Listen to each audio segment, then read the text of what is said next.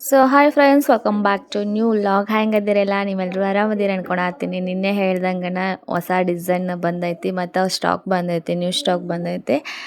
ಮಾಮೂಲಿ ಬರುವಂಥದ್ದು ನನಗೆ ಸ್ಟಾಕ್ ಬರುತ್ತಲ್ಲ, ಅದೇ ಸ್ಟಾಕ್ ಬಂದಿರೋದು, ರೀಸ್ಟಾಕ್ ಮಾಡಿರೋದು. ಮತ್ತು ಒಂದು 4 ಡಿಸೈನ್ ಆ್ಯಡ್ ಆಗಿದೆ. ಅದು ಯಾವುದ್ಯಾವುದೆಲ್ಲ ಅಂತ ತೋರಿಸ್ತೀನಿ ಅಂತ. ಯಾವಾಗಲೂ ಬೆಳಗಿನ ಜಾವ ಬೇಗ ಹೋಗಿ ತೊಗೊಂಡು ಬರ್ತಿದ್ವಿ, 5:30ಗೆಲ್ಲ ಯಜಮಾನ್ರು ನಾವು. ಮತ್ತು ಈ ಸತಿ ಬೇಗನೆ ಯಜಮಾನ್ರು ಕೆಲಸ ಅವ್ರ ಡ್ಯೂಟಿ ಇತ್ತು, ಅವ್ರಿಗೆ ಹೋದ್ರು. ಮತ್ತು ವಾಪಸ್ ನಾ ಹೋಗಿ ಮಗ ಆಟೋ ಮಾಡ್ಕೊಂಡು ಹೋಗಿ ಅದು ತೊಗೊಂಡು ಬಂದ. ಅಷ್ಟು ಕಮ್ಮಿ ಬಂದಿದೆ. ಇವಾಗ ಕೂಡ ಫುಲ್ ಡೈನಿಂಗ್ ಆಗಿಲ್ಲ, ಕಲರ್ ಎಲ್ಲ ಇದಾಗುತ್ತೆ ಅಂತೇಳಿ ಸ್ವಲ್ಪ ಅಷ್ಟೇ ಕಳಿಸ್ಕೊಟ್ಟಿದ್ದಾರೆ.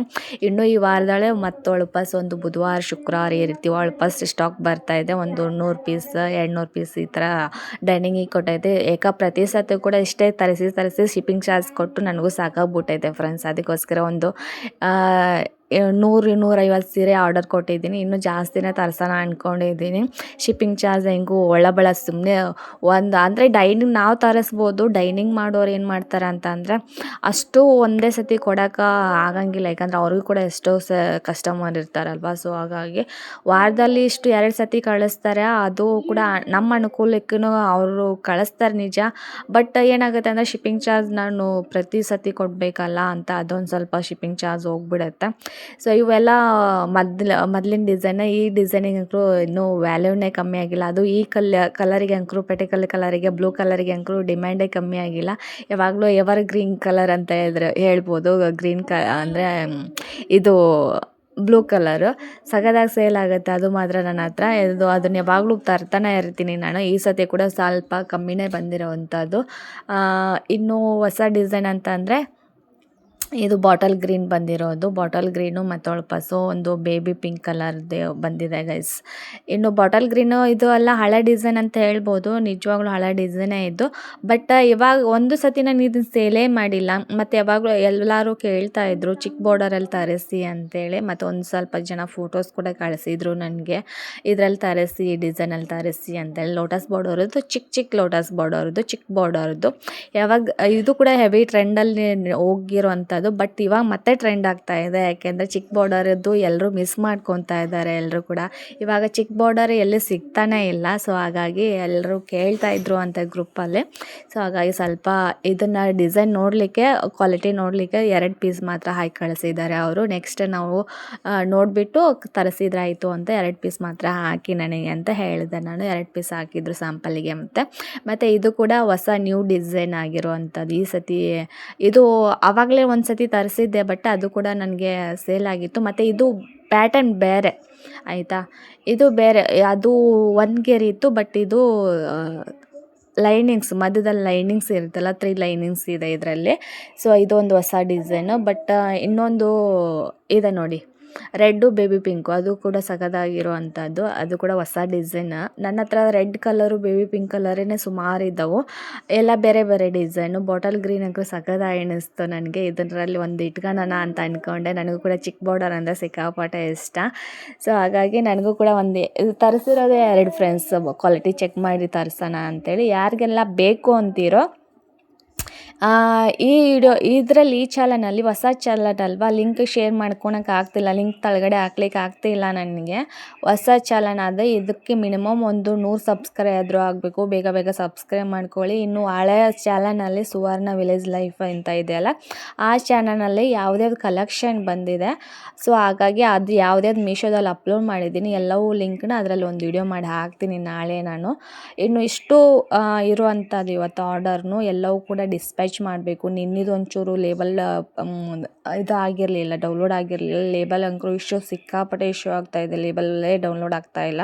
ತುಂಬ ಬ್ಯುಸಿ ಇದೆ ಮೀಶೋ. ಮತ್ತು ಇನ್ನೊಬ್ರಿಗೆ ಉತ್ತರ ಕೊಡಬೇಕಿತ್ತು ನನಗೆ. ಏನು ಅಂತಂದರೆ, ಇನ್ನು ಅಂದರೆ ಸುವರ್ಣ ವಿಲೇಜ್ ಲೈಫಲ್ಲಿ ಒಬ್ಬರು ಕಮೆಂಟ್ ಹಾಕಿದ್ರು ನೋಡಿ, ಹೋಗ್ಬೇಕಾದ್ರೆ ನೋಡಿಲ್ಲ ಅಂದರೆ ಹೋಗಿ ನೋಡಿ.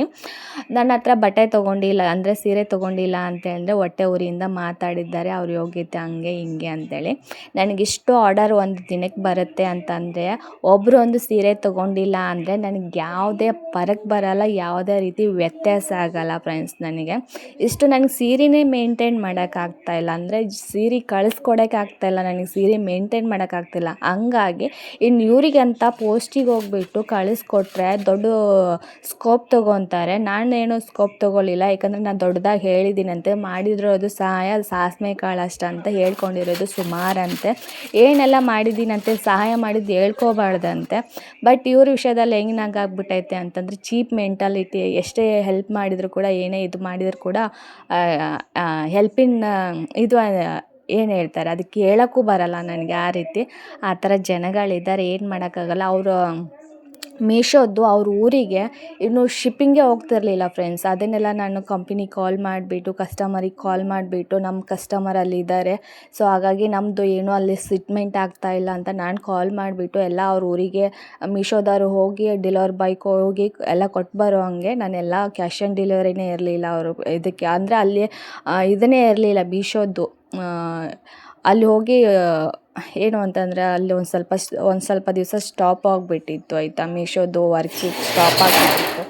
ಸೊ ಅದನ್ನೆಲ್ಲ ಹೋಗಿ ನಾನೆಲ್ಲ ಸರಿ ಮಾಡಿಬಿಟ್ಟು, ಅದನ್ನೆಲ್ಲ ಕಂಪ್ನಿಗೆ ಕಾಲ್ ಮಾಡಿಬಿಟ್ಟು, ಇದಕ್ಕೆ ಕಾಲ್ ಮಾಡಿಬಿಟ್ಟು, ಈ ಥರ ಕಸ್ಟಮರ್ ಇದ್ದಾರೆ ಈ ಪಿನ್ ಕೋಡಲ್ಲಿ, ನಮಗೆ ಆಗ್ತಾಯಿಲ್ಲ ಅಲ್ಲಿಗೆ ಹೋಗೋಕ್ಕೆ, ನಮ್ಮ ಕಸ್ಟಮರಿಗೆ ರೀಚ್ ಆಗ್ತಾಯಿಲ್ಲ ದಯವಿಟ್ಟು ಅಂತೇಳಿ ರಿಕ್ವೆಸ್ಟ್ ಮಾಡಿಕೊಂಡು ಆ ರೀತಿ ಈ ರೀತಿ ಮಾತಾಡಿದರೆ ಇವರು ಏನೂ ಮಾಡಿಲ್ಲ. ಮತ್ತು ನನ್ನ ಕೆಲಸ ಬಿಟ್ಟು ಅವ್ರಿಗೆ ಏನೇನೆಲ್ಲ ಬೇಕೋ ಅವ್ರ ಅಕೌಂಟಿಗೆ ಕ್ಯಾಶ್ ಆನ್ ಡೆಲಿವರಿನೇ ಇಲ್ಲ ಫ್ರೆಂಡ್ಸ್. ಅವ್ರ ಅಕೌಂಟಿಗೆ ಏನೇನೋ ಜಾಸ್ತಿ ಇದನ್ನು ಮಾಡಿಬಿಟ್ಟು ರಿಟರ್ನ್ ಕಳಿಸ್ಕೊಟ್ಟಿದ್ದಾರೆ. ಆರ್ಡರ್ ಮಾಡಿಬಿಟ್ಟು ಕ್ಯಾಶ್ ಆನ್ ಡೆಲಿವರಿನೇ ಇರಲಿಲ್ಲ. ನನ್ನ ಟೈಮ್ ಕೊಟ್ಬಿಟ್ಟು ನಾನು ಆರ್ಡರ್ ಮಾಡಲಾ ಅಂತೇಳಿ ಆರ್ಡರ್ ಮಾಡಿ ಅಂತ ಅಂದಾಗ, ಇವ್ರಿಗೆ ಆರ್ಡರ್ ಮಾಡಿ ಮೀಶೋದಲ್ಲಿ ಇವ್ರಿಗೆ ಅಲ್ಲದೇ ಸಿಕ್ಕಾಪಟ್ಟೆ ಆರ್ಡರ್ ಮಾಡಿಕೊಟ್ಟಿದ್ದೀನಿ. ಇವ್ರಿಗೆ ಆರ್ಡರ್ ಮಾಡಿ ಕೊಟ್ಟಿದ್ದಲ್ಲ, ಇವ್ರ ಪಕ್ಕದ ಮನೆಯವ್ರ ಕಡೆಯಿಂದ ಕೂಡ ಆರ್ಡರ್ ಮಾಡಿಸಿದ್ದಾರೆ. ಅವ್ರ ಪಕ್ಕದ ಮನೆಯವ್ರಿಗೆ ಬೇಕು ಆರ್ಡರ್ ಮಾಡಿ ಅಂತ ಕೂಡ ಆರ್ಡರ್ ಮಾಡಿಸಿದ್ದಾರೆ. ಏಕೆಂದರೆ ನಾನು ಬಿದ್ದಿದ್ದೀನಿ ಇವರಿಗೆಲ್ಲ, ನಾನು ಕೆಲಸ ಬಿಟ್ಬಿಟ್ಟು ಇವ್ರಿಗೆ ಆರ್ಡರ್ ಮಾಡಿಕೊಡ್ಲಿಕ್ಕೆ, ಮತ್ತು ಇವ್ರು ಹೇಳಿದ್ದು ಇವ್ರಿಗೆಲ್ಲದಕ್ಕೂ ಹ್ಞೂ ಅಂತ ಹೇಳಲಿಕ್ಕೆ, ತಲೆ ಬಾಗಲಿಕ್ಕೆ ಏನು ಅಂದ್ಕೊಂಡಿದ್ದಾರೆ ಇವ್ರು ನನಗೆ. ಇವರೇ ಹೇಳಿದ್ದು ನನಗೆ, ಅವರು ಯೂಟ್ಯೂಬರ್ ಹಾಗೆ ಹಿಂಗೆ ನನಗೆ ಒಳ್ಳೆ ಕ್ವಾಲಿಟಿ ಕೊಡಲಿಲ್ಲ, ಸೀರೆ ಕೊಡಲಿಲ್ಲ ನನಗೆ, ಆ ರೀತಿ ಮೋಸ ಮಾಡಿದರು. ನನ್ನ ಹತ್ರ ಆ ರೀತಿ ಕೇಳಿದರು, ನನ್ನ ಮಗನಿಗೆ ಅದನ್ನು ಕೊಡಿಸಿ, ನನ್ನ ಮಗಳಿಗೆ ಇದನ್ನು ಕೊಡಿಸಿ ಅಂತ ಕೇಳ್ತಾವ್ರೆ ನನ್ನ ಬಾಯಿ ಬಿಚ್ಚಿ.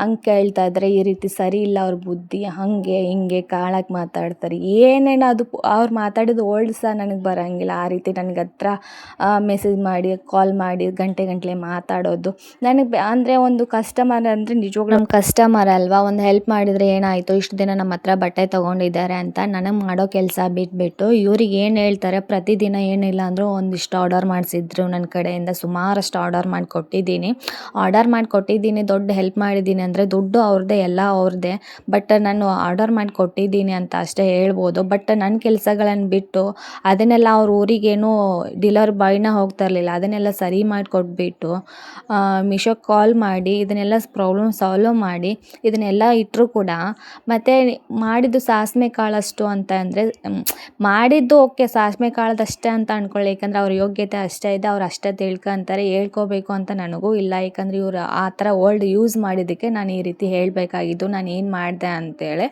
ಸೊ ಅದಕ್ಕೆ ಇವರು ಮತ್ತೆ ಹೋಗಿ ಹೇಳ್ತಾ ಇದ್ದಾರೆ, ನನ್ನ ಇಷ್ಟ, ನಾನು ಯಾರ ಹತ್ರ ಆದರೂ ಸೀರೆ ತೊಗೊತೀನಿ, ಎಲ್ಲರ ಹತ್ರ ನಾನು ಬಟ್ಟೆ ತೊಗೊತೀನಿ, ನಾನು ಕೇಳಲಿಕ್ಕೆ ನೀವು ಯಾರು ಅಂತೇಳಿ. ನಿಮ್ಮ ಹತ್ರ ಸೀರೆ ತೊಗೊಂಡಿಲ್ಲ ಅಂದರೆ ಮಾತ್ರ ಇಷ್ಟೊಂದು ಹೊಟ್ಟೆ ಉರಿಯಿಂದ ನನಗೆ ಈ ಥರ ವಿಡಿಯೋ ಮಾಡ್ತಾ ಇದ್ದೀರಾ ಅಂತೇಳಿ.